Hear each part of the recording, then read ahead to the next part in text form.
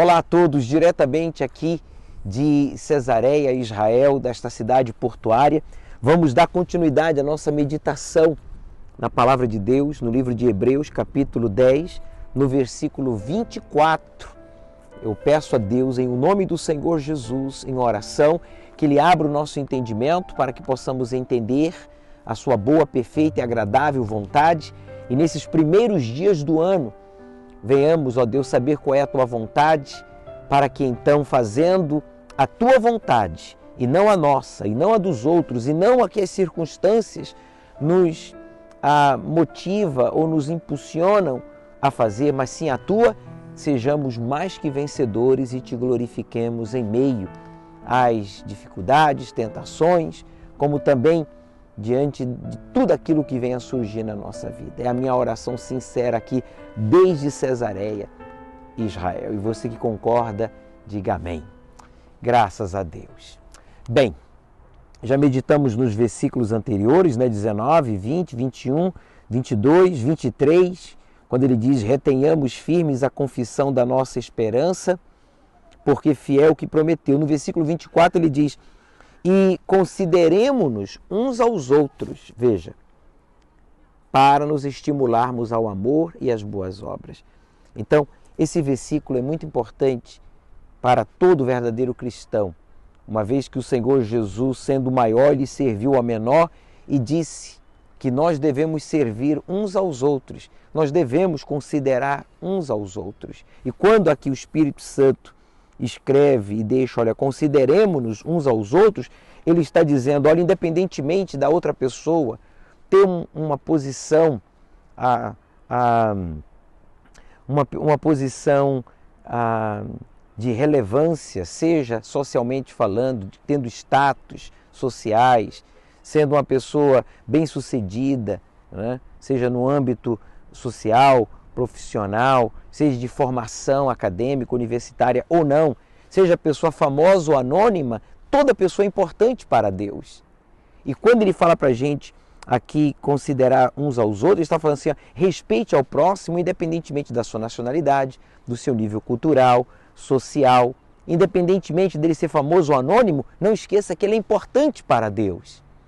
Todo ser humano para Deus é importante porque o ser humano foi criado à imagem e semelhança de Deus. Ainda que o mesmo ainda não seja dele, filho dele, mas nós devemos considerá-lo e respeitá-lo. Ainda que as pessoas não nos considerem e não nos respeitem, isso não nos dá o direito de desrespeitá-las, de desconsiderá-las. Pelo contrário, quando a gente considera as pessoas, como diz aqui, consideremos-nos uns aos outros, ele está falando que a gente deve testemunhar, servir ao próximo, independentemente da sua posição social, da sua posição, inclusive, eclesiástica. É normal, no universo daqueles que fazem parte da igreja, da obra, né, considerar, né, as pessoas que têm um título, seja ele colaborador, obreiro, auxiliar de pastor, pastor, bispo, mas Deus espera que respeitemos e consideremos uns aos outros, independentemente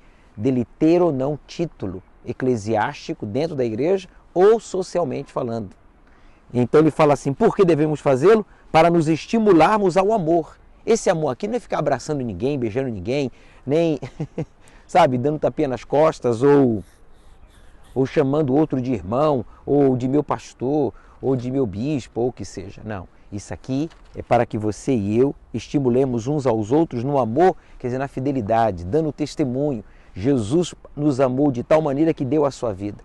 Venhamos dar a vida pelo nosso próximo, que a gente dê a vida pelo próximo, testemunhando a nossa fé, servindo a Deus com alegria, com devoção. Ele diz mais assim, estimularmos ao amor e às boas obras. Quer dizer, não há como separar o amor das boas obras. O amor verdadeiro está acompanhado de obras, de entrega, de serviço, de respeito, de consideração, de dedicação. É isso que o Espírito Santo nos ensina.